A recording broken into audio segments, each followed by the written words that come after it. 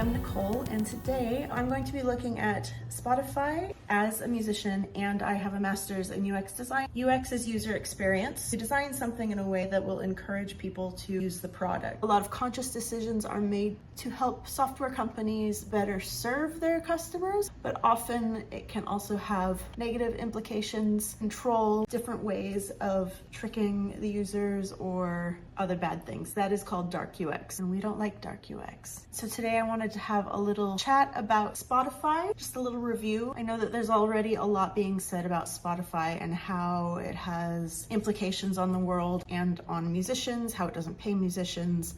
I'm not going to be looking at those specifics here. I'm only going to be looking at it as a UX designer. And so we're going to be looking at the UX design of Spotify. I've set up Spotify on my iPad, and I'm just going to talk you through it as I go through different aspects of the app. I haven't logged into Spotify for quite some time, so it knows that I haven't logged in for a while. I can tell because the first thing it does is it recommends Spotify Wrapped. I have consciously chosen to not look at my Spotify Wrapped. I don't want to know what my songs were, my Wrapped party, what age I am, whatever little trick that they've got, which is a UX trick. It's a user experience trick. Trick gives it a really negative tone.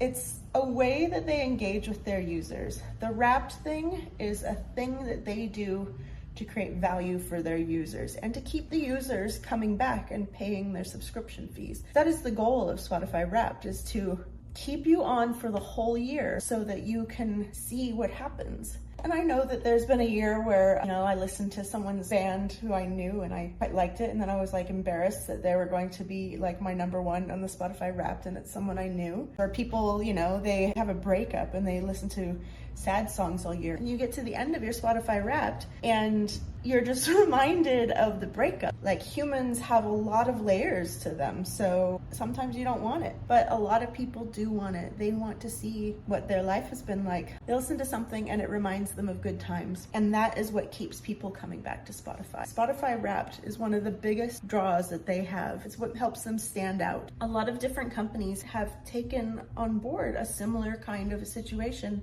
like Spotify Wrapped. Just how prevalent it is to be listening to Spotify when there are other options. Each option does bring a different user experience. So it has recommended a bunch of stuff to me. It's recommended focus. I'm often listening to music, podcasts, or whatever while working. So it will have some sort of data driving this of maybe the hours that I'm using Spotify. Your phone is tracking where you are. Your phone knows where you work. It probably has identified that I've gone somewhere every day from 8 to 5 or whatever. So it knows that you go into an office because it sees you spend an evening in one place, so it knows that you've gone somewhere else. It knows that I haven't been listening.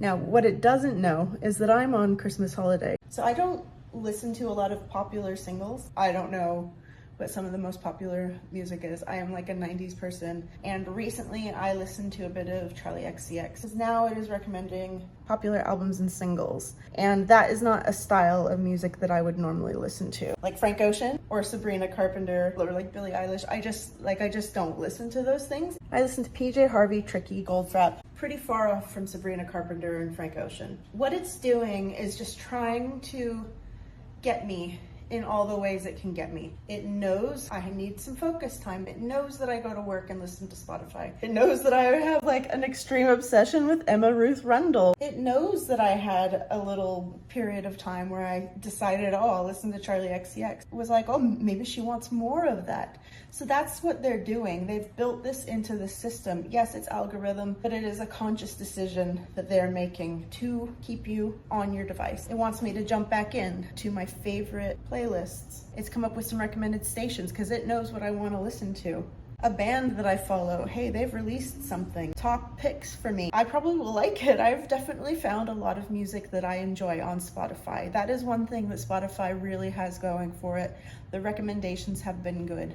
What they do need to improve, though, is their ethics, how their work impacts the world. So UX design does impact the world. Marketing impacts the world. Where you put your money impacts the world. So this is why I'm not going to be giving Spotify my money. So this is a good chance for you to think to yourself, what is it I'm opting into? So there's a lot of reasons to explore other forms of streaming services or physical media these days. There's this whole sidebar down here where there's no album recommendations, nothing but these icons at the top and then this play button. And it is out of the way of the rest of the stuff. So what they're essentially wanting you to do is to explore, have this like endless feed. The play button is down here. That tells me that they want me to just stay on the screen. What it's doing is it's trying to remind me of the things I like. And yes, it can be very hard to remember all of our artists, but it is drawing from content that I've given it.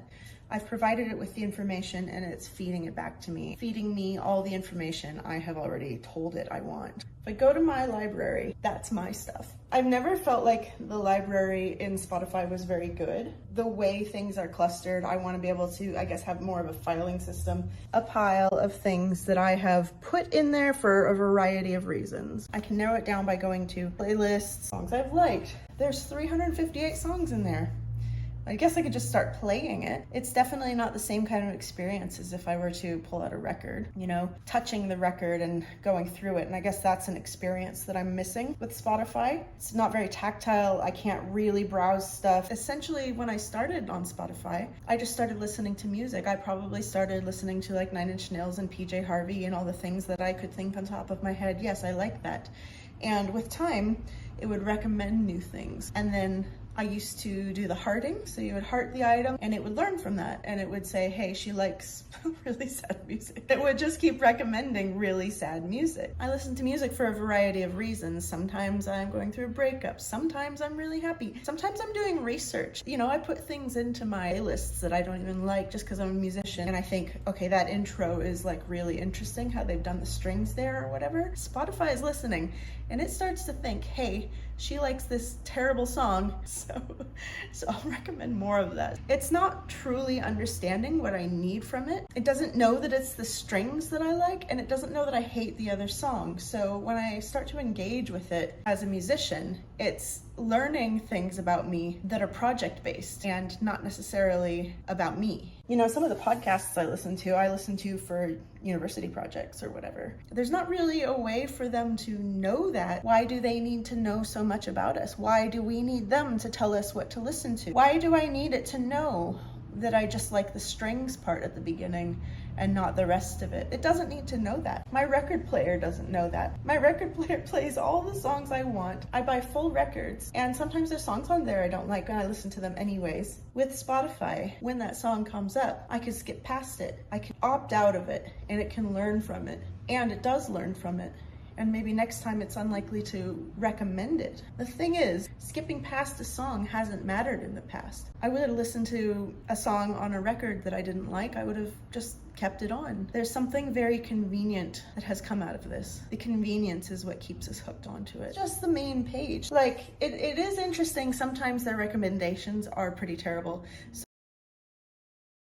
And underneath it, Bjork, Portishead, PJ Harvey, Sonic Youth, Tori Amos. I mean, they're all from the 90s, arguably all from the 90s. And I kind of think of Sonic Youth as a bit more 80s. They're not like PJ Harvey. No one's like PJ Harvey, so they've just shoved this in. But now we have the other recommendations. Songs to test speakers with. Tame Impala, Fleetwood Mac. I don't think that's like PJ Harvey.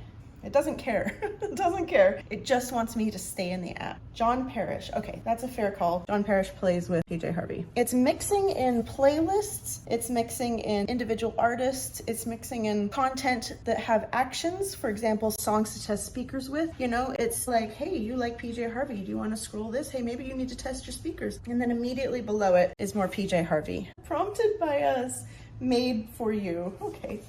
I mean, I know that's what you're doing, Spotify.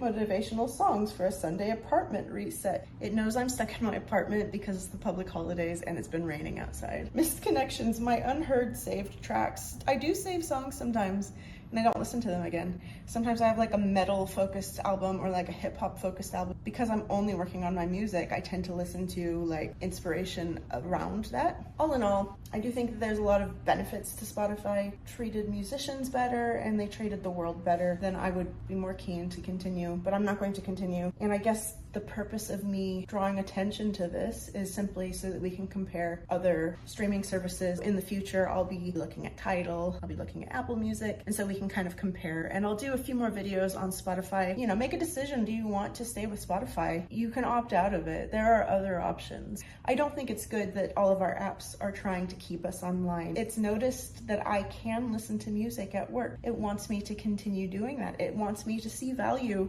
in listening to music at work so that I keep paying for the subscription. That's the end goal, and that's something that's very important to remember when you're engaging with any of the software. They're not there to save your life and to help you. They're not your friend. We need to support ethical software and just be aware of what they're doing. Just know what they're doing. Come back and I'll share some more videos on UX and software that we engage with. Please like, share, and subscribe. Hopefully I'll see you again soon. Goodbye.